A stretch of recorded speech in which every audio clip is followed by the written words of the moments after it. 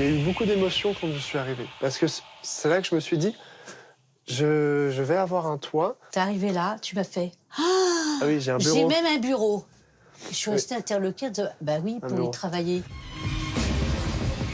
Bienvenue dans 13h15. Au sommaire aujourd'hui, une belle histoire entre deux générations. Martine, retraitée de 72 ans, et Benjamin, étudiant de 21 ans, vivent en colocation. À l'heure de la publication du livre Les Fossoyeurs, qui réveille une nouvelle fois la question du bien vieillir en France, notre histoire du jour est peut-être un des chemins qui éviterait la solitude et qui magnifie la transmission. Alors comment s'organise cette vie à deux? Ma coloc a 72 ans.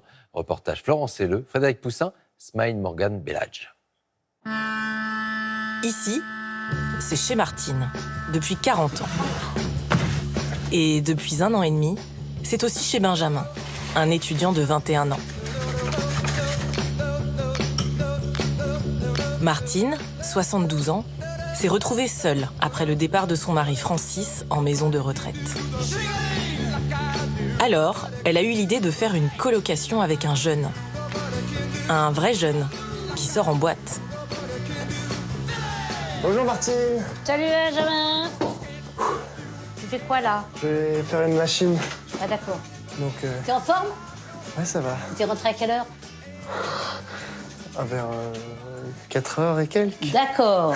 Et alors, la boîte avec les potes, c'était sympa? Oui, c'était sympa. C'était où? C'était après de Châtelet. Et t'as pas trop bu? Non. Ça va.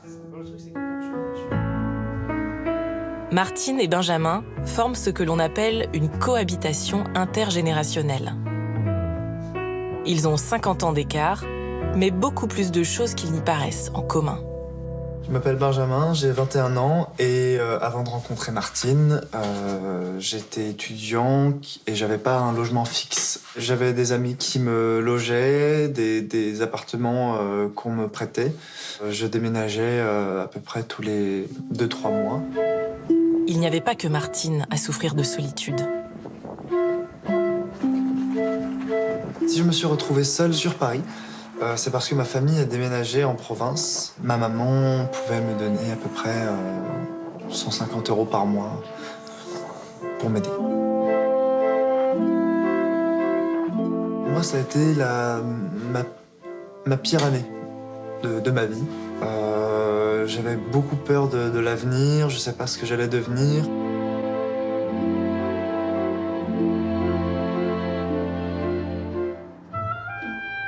Je m'appelle Martine, j'ai 72 ans et depuis le fin août 2020, je me suis retrouvée seule parce que mon mari est parti en EHPAD.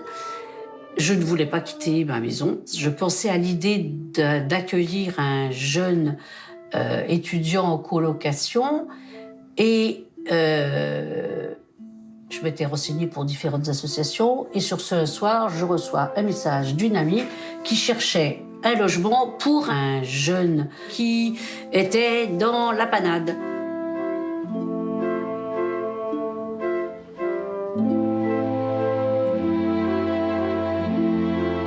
Je lui ai expliqué que je passais donc par une association, Paris Solidaire, et que c'était pour le protéger lui, me protéger moi. Si moi, de fait, on pouvait très bien ne pas s'entendre, je pouvais très bien faire appel à l'association qui me trouvait un autre étudiant, mais surtout, je lui ai dit, imaginons, il m'arrive quelque chose, je meurs. Qu'est-ce que lui devient? Évidemment, il ne peut pas rester dans la maison, parce que la maison sera vendue, ou même si on ne s'était pas entendu, on pouvait très bien, l'association, retrouver un autre logement dans les mêmes conditions pour Benjamin. Donc c'était quand même une protection. Le montant du loyer est à la hauteur des moyens de Benjamin. 150 € par mois, charges comprises. Le contrat est d'1 an, renouvelable autant de fois que nécessaire.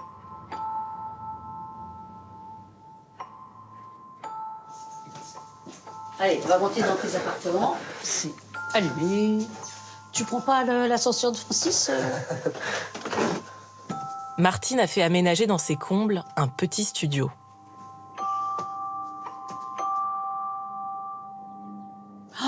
Mais t'as tout bien rangé. Oh, faut que je prenne une photo. Un confort et surtout une stabilité que le jeune n'avait jamais eue. Donc vous avez la petite kitchenette ici. C'est plus pour le petit déjeuner. Martine a eu la bonne idée de placer une salle de bain juste en plein milieu. Donc, On ne pouvait pas faire autrement. Oui, oui, C'est une oui. question de hauteur. donc voilà. Ici, il y a les toilettes. Bon, comme vous le voyez, c'est vrai que c'est pas forcément très grand, mais je me suis habitué. Et première chose que tu m'as dite en arrivant ici. Quand t'es arrivé là, tu m'as fait « Ah oui, j'ai un bureau. J'ai même un bureau !» Je suis restée interloquée de « Bah oui, pour y bureau. travailler. Mais oui, non, c'était vraiment...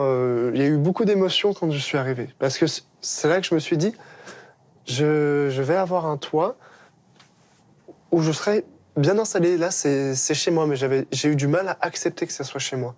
J'ai eu du mal à accepter que je pouvais aménager les lieux. Donc les premiers mois, alors là, vous pouvez imaginer, il y avait de partout ici des habits, il y avait du papier. Tout traînait. Tout traînait, mes devoirs, tout traînait. Tu travaillais par terre. Oui, je travaillais par terre. J'avais oublié cette habitude de travailler sur un bureau. Allez, on y va. Allez, on redescend. Hop. Chez Martine, Benjamin a trouvé plus qu'un toit. Un refuge.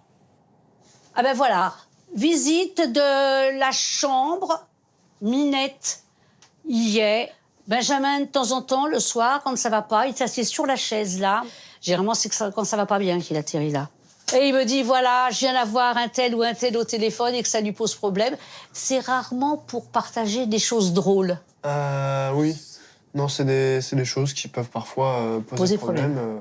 Mais là, c'est vrai que c'est le lieu d'intimité particulière quand on se raconte des trucs. Est-ce qu'elle t'a résolu des problèmes ou aidé à les résoudre? Oui, elle m'a beaucoup aidé à dénouer certains problèmes. Quand je suis arrivé chez elle, il y a eu un poids qui est tombé.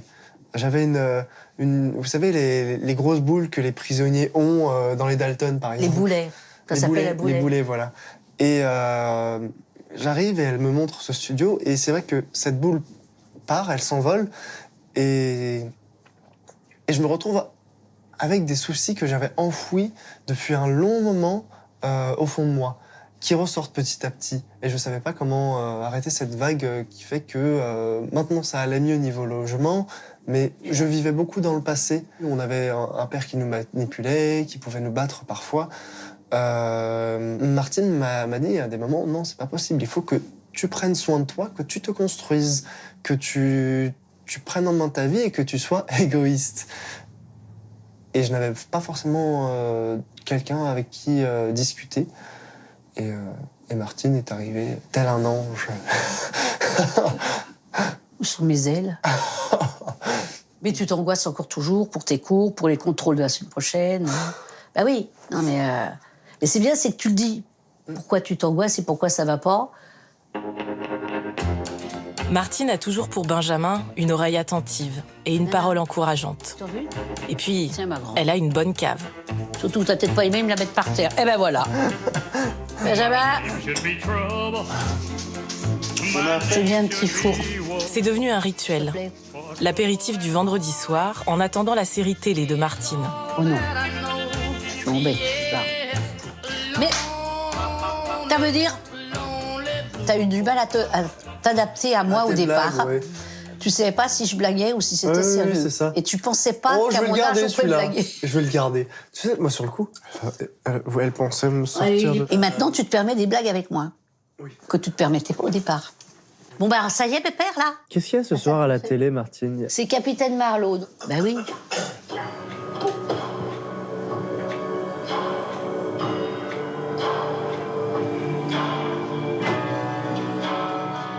Ah, elle va s'étouffer.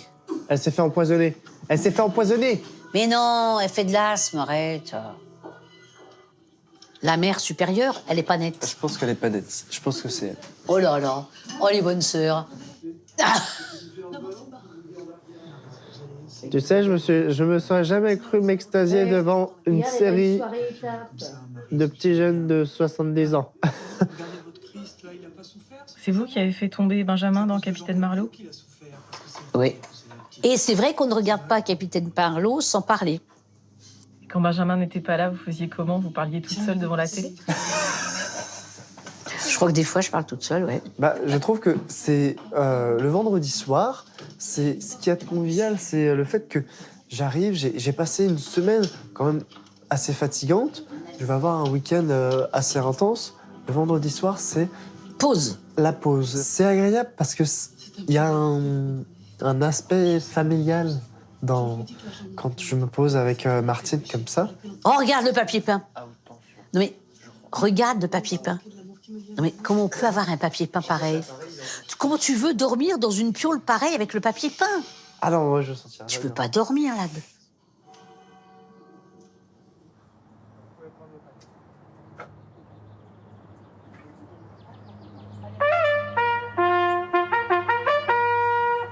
Cannelle. Benjamin, avec son 1,90 m, est bien utile à Martine pour tailler la glycine. Et tu sais pourquoi faut couper? Pour qu'après ça repousse bien. Ben voilà. Et tu veux que je taille aussi là-haut, là? Ben oui. C'est un exemple de l'un des services que l'étudiant est tenu de rendre à la retraitée. Tu fais quoi là? Bah, je réfléchis où je place l'échelle, attends. Tu veux que ton petit jeune, il tombe de l'échelle, c'est Oh, ça? arrête. Tu vas me faire pleurer. Il faut toujours que je sois derrière. Mais c'est pas ça, c'est qu'il en a jamais fait de jardin. Mais il aime bien. C'est déjà ça. T'as pas besoin que je tienne l'échelle, si? Non, non, c'est bon. Ça te fait du bien, là, Benjamin, d'être dehors? Oui, c'est apaisant dans le jardin. Qu'est-ce que tu fais là pour Martine? Tu prends ça comme un devoir? Oui, c'est un devoir. C'est un devoir de lui rendre service. Après, c'est un plaisir aussi. Sinon, je te fais pas manger. C'est bon, j'ai le coup de main, Martine, avec le bâton, là. Ah bah tant mieux. C'est là où c'est terrible, parce que je me rends compte qu'il y a des choses que je ne peux plus faire.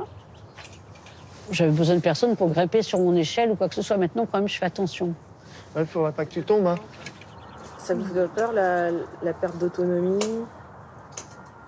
Ben, c'est pour ça que j'ai Benjamin. Et c'est vrai que quand on est dans une maison tout seul, ben, s'il m'arrive quelque chose, qui le sait? Et c'est vrai que quand on est deux à vivre, il y a forcément un qui s'occupe quand même de l'autre, on s'en inquiète. Benjamin, il pleuvine, là. Ah. Faut qu'on rentre. Oula. Ah, mais j'ai pas mal enlevé, hein. Ah ben, bien sûr que t'en enlevais Bien pas mal. Il y a un contrat qui régit la cohabitation. Je suis censé rendre service à Martine, des services de présence, des services d'entretien de ta maison, des choses que tu peux me demander, cuisiner, discuter. Ben, Benjamin, merci pour le thé que tu m'as fait. Des règles que Benjamin a bien mis 6 mois à respecter. D'accord. Et tu reviens à 19h. Oui, je suis là à 19h. Et voilà. Je rentrais tardivement, j'étais pas forcément tout le temps présent. Tu prévenais pas? Je ne prévenais pas. Un soir à 18h, tu m'envoies un SMS. Tout compte fait, je suis au magasin, donc là, ben, je rentre pas. Je suis pas là cette nuit non plus. Il rentrait que le lendemain matin. Alors là, j'étais en colère. Ouais. Le lendemain, je t'ai dit, c'est pas possible. Tu peux, mais préviens-moi, parce que j'avais prévu le dîner pour nous deux. Donc tout était en route. Et une fois de plus, clac. Tu m'as mis un coup de pression, je me rappelle. C'était, bah écoute, moi j'ai rien à perdre, je suis chez moi, je n'hésiterai pas à te virer. Et moi, sur le coup, j'étais pas bien, parce que cette nuit-là, j'avais très mal dormi, et je m'étais tout de suite remis en question. Je m'étais dit, Benjamin, t'es quand même dans un studio confortable, tu es bien, t'as un bureau, donc ne fais pas n'importe quoi.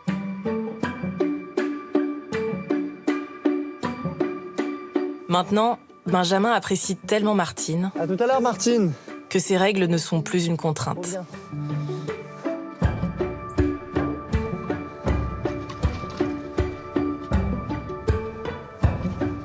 Allez, hop.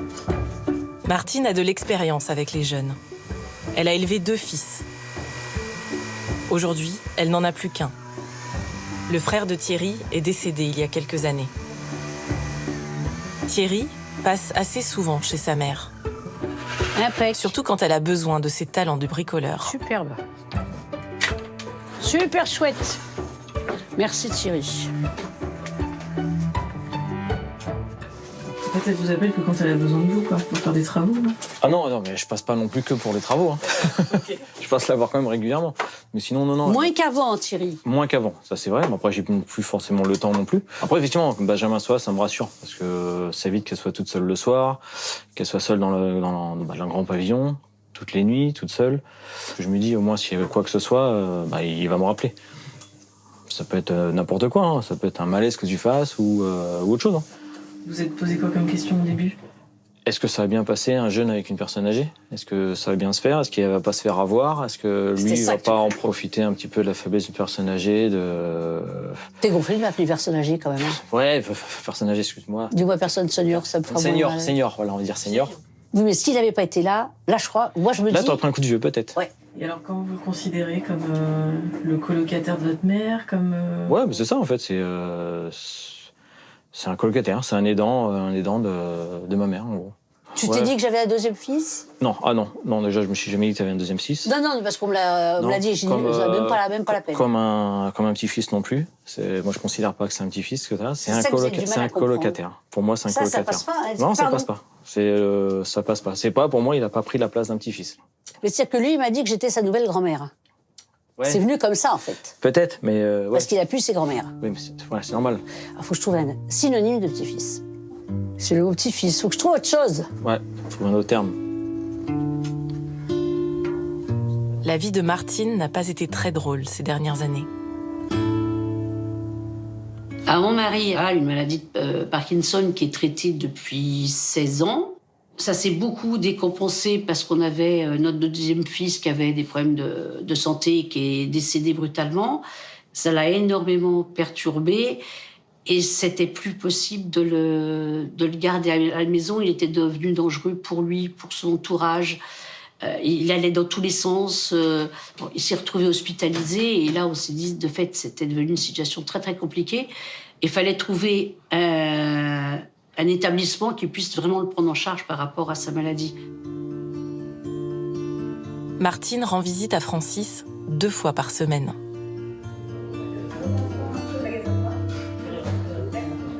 Francis, c'est tes moules. Voilà. Ben regarde-les, c'est pour toi. Je t'ai pas pris celle que tu n'aimes pas, je t'ai pris celle à la marinière. Tu les aimes bien, celles-là?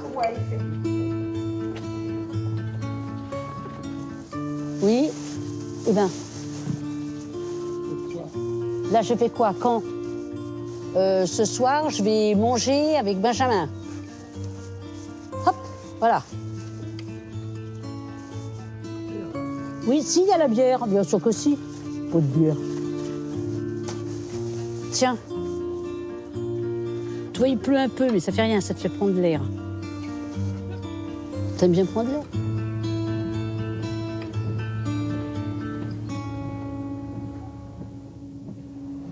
J'ai bien la notion, en fait, qu'à force d'y aller, ça le remue, ça le secoue, ça le... avec moi, il peut parler d'un tas de souvenirs aussi. Dernièrement, il n'y a pas très longtemps, c'est malin, il m'a fait pleurer.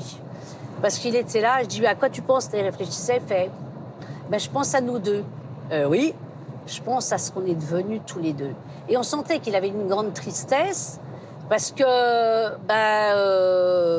il se rendait bien compte que c'était devenu un peu compliqué, que lui était dans la résidence, et il comprenait bien aussi qu'il ne pouvait pas revenir à la maison. Et ça m'a fait un peu drôle, parce que je dis, mince, il se rend sacrément compte de ce qui devient. Vous aimez bien y aller 2 fois par semaine? Vous aimeriez y aller plus? Non, ça ne m'apporterait rien et je lui apporterais rien, déjà.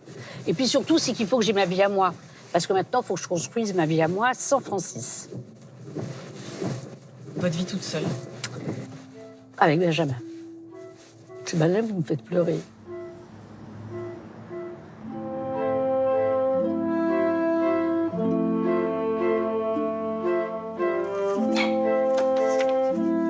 Bonjour Martine.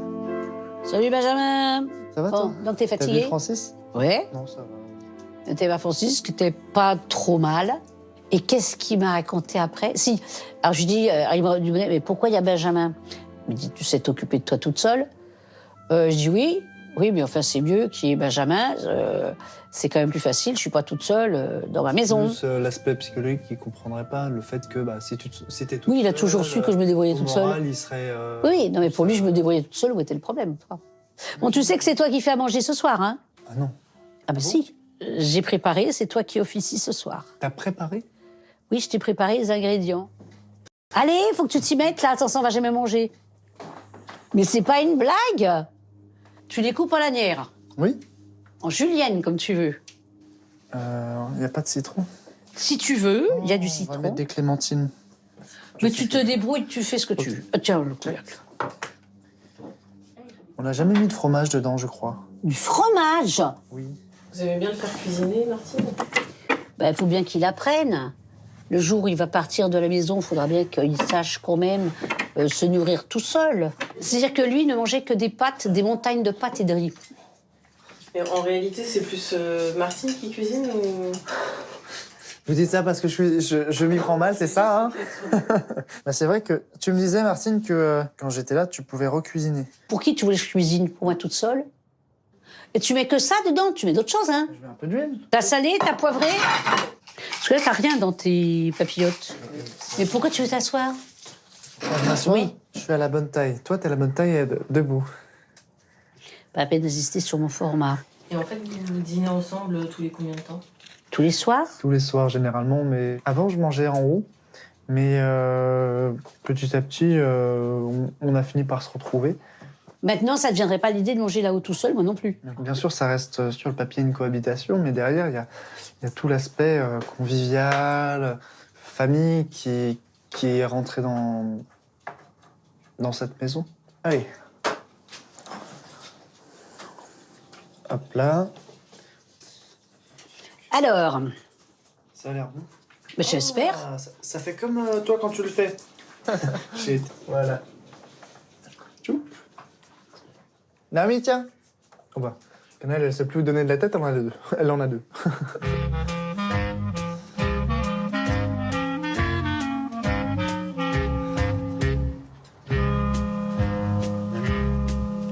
Benjamin n'osait pas au début, mais Martine lui a dit qu'il pouvait inviter ses amis à la maison. On va voir la carte des desserts aussi, s'il vous plaît. Ça fait un an et demi que t'es là. Ouais, ça fait un an et demi. Bah oui, C'est un viager. En fait, non, c'est pas un viager. Alors, je te dis pas, la première fois que j'ai rencontré Martine, comment elle était spéciale. Alors, moi sur le coup, ça m'a fait bizarre parce que tu vois, t'as vu comment elle nous parle parfois? Je sais pas pourquoi, j'ai eu envie de tenter le coup et puis j'ai peut-être un côté un peu fou et je me suis lancé avec Martine. C'est trop cool en vrai. Toi, t'es en cohabitation intergénérationnelle aussi. Et en fait, ce qui s'est passé, c'est que moi, j'avais une sorte d'overdose de Paris, tu sais, trop de monde, trop de bruit, trop de pollution et tout. Oui. Et je me suis dit, il faut que j'aille à la campagne. Et moi, ça faisait des années que j'allais chez mes grands-parents en vacances. Et là-bas, tu sais, t'as le calme et tout. Et je me suis dit, je vais aller vivre là-bas. Et puis, je suis bien, en fait. J'ai ma petite salle en bas. Juste, voilà, je remonte pour aller manger. J'aide aux tâches ménagères et tout. Et eux, ils sont d'accord ou ils te supportent? Je crois qu'ils sont contents que je sois là. Non seulement ils étaient heureux que je sois là parce que eux, ça leur fait de l'animation, parce que moi, ma vie chaque jour est différent.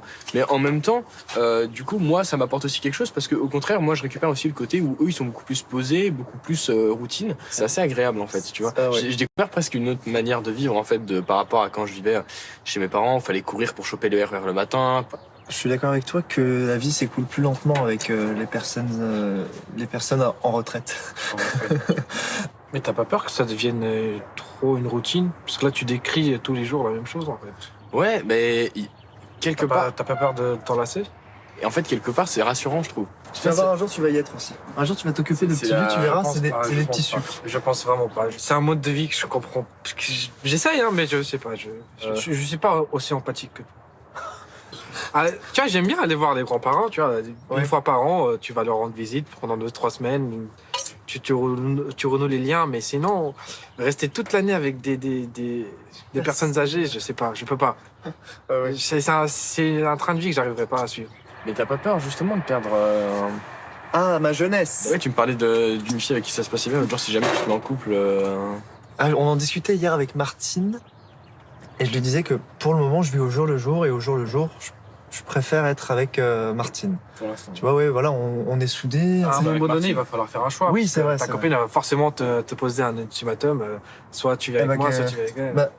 Et est-ce que sincèrement, mais la cohabitation, elle serait pas possible. Tu pourras pas vivre non. là-haut.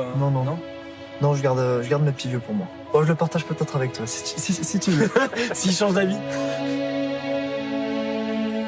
Si Benjamin s'est apaisé au contact de Martine, la retraitée, elle, a regagné de l'énergie. Ah, c'est sympa, hein, que tu m'emmènes sortir, t'en compte. Je suis pas sortie à Paris depuis tellement longtemps.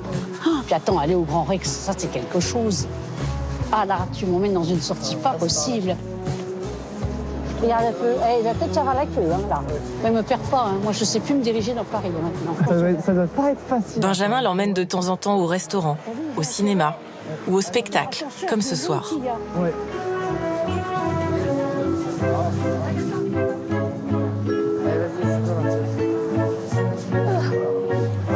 Ah, ben ça fait du bien de s'asseoir, dis donc. Elle est plein les bottes. Jamais j'aurais pensé à mon âge retourner au Grand Rex, voir la féerie des eaux et un dessin animé. Depuis 2015 à peu près, de fait, il y a un tas de choses que je faisais plus. Il fallait que beaucoup je m'occupe et de mon fils et de Francis. Et depuis plus d'1 an, je m'étais jamais projetée à pouvoir ressortir, refaire des choses, de m'autoriser des choses un peu extraordinaires, des choses pas essentielles, des choses un peu magiques. Mesdames, messieurs et les enfants, bienvenue au Grand Rex. La féerie des eaux va bientôt commencer.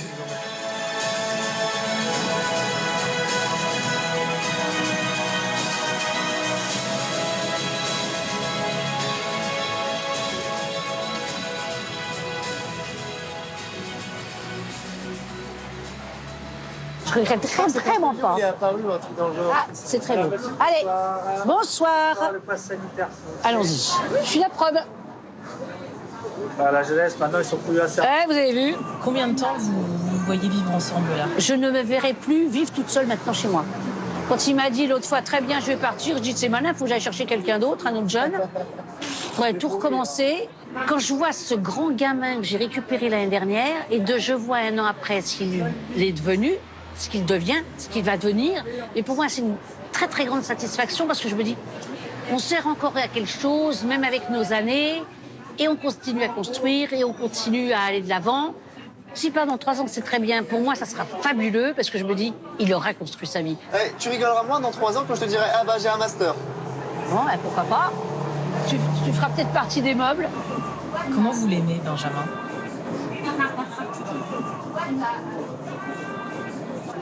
Ah, dis donc.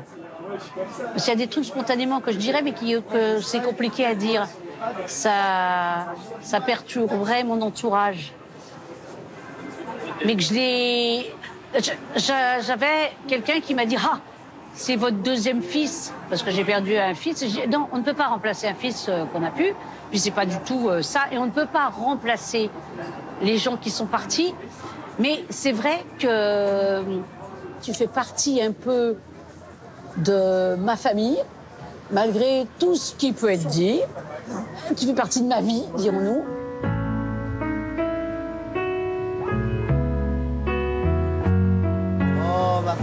Mais non, mais c'est pas. Attends, oui, tu sais, il n'y a rien de pire que le jour où on n'aura plus d'émotion.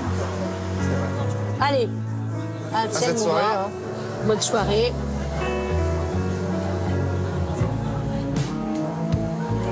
Ah, tu vois, je me rappelle pas que le mardi du soir, il y avait autant de monde et ça. Voilà pour cette histoire et celle de Martine et Benjamin. À demain pour la suite de nos rendez-vous du week-end et notamment 13h15 le dimanche, juste avant le tournoi des 6 nations. Bel après-midi à vous. Tout de suite, Marie Drucker, au bout de l'enquête. À ce soir 20h.